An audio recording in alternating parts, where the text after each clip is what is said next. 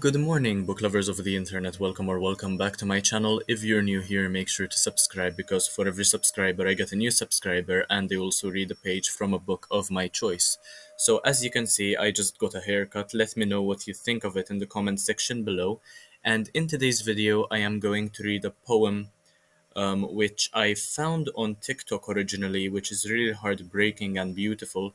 And then I am going to be letting you know what I think of it. So the poem is called 10 Legs, 8 Broken, and it is by user 6851958 on Pinterest, where I found it after I saw it on TikTok, and the sign off is actually LE, so I'm not sure what that stands for. However, this is what the poem sounds like. So, to the spider, the shadowed creature in the corner of the room, I hate you.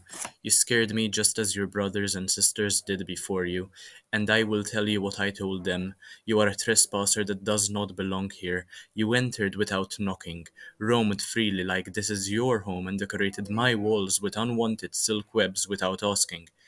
You may not be the only killer here, but only one of us is innocent, and it's not you.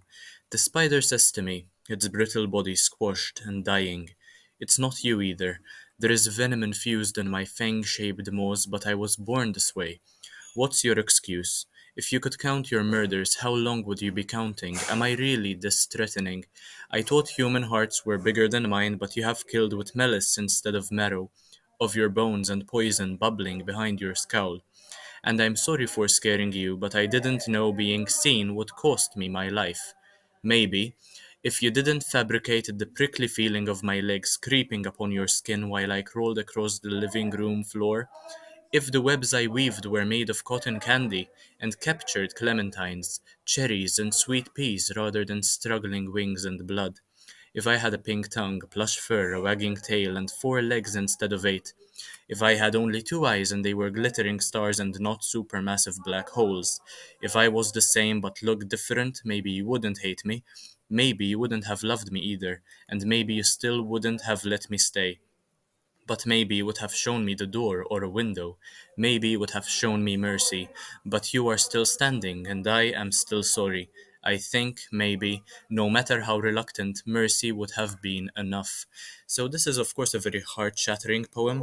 I wrote a full page of notes on this poem, by the way, and I am going to be reading them out for you guys just because I want to let you know what I think of it. So this is only a page long, and I rated it 5 out of 5 stars. It is a very impactful poem, and as I mentioned, it is quite heartbreaking considering how this can transcend further than the relationship between humans and insects.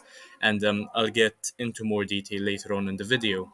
Showing mercy is, of course, a positive value, and why should one discriminate between one life and another?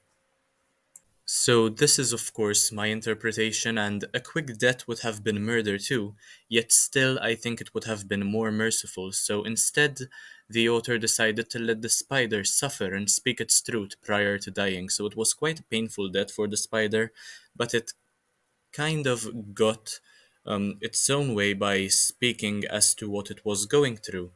Um, Insects and many animals kill for food rather than out of disgust. And humans, they don't really care about this. If you see a cockroach or a rat or a spider, for this instance, you'll just kill it without thinking twice about it. And it's quite saddening to see. Of course, they don't belong in your home, but there's no point in killing them when you could let them out, I suppose. And the remorse the spider shows just for being alive adds another layer of sadness to the story. So, I'm sorry if I didn't warn you, but if you have a case of arachnophobia, maybe you should click away, or maybe you'd be happy that the spider is dying after all.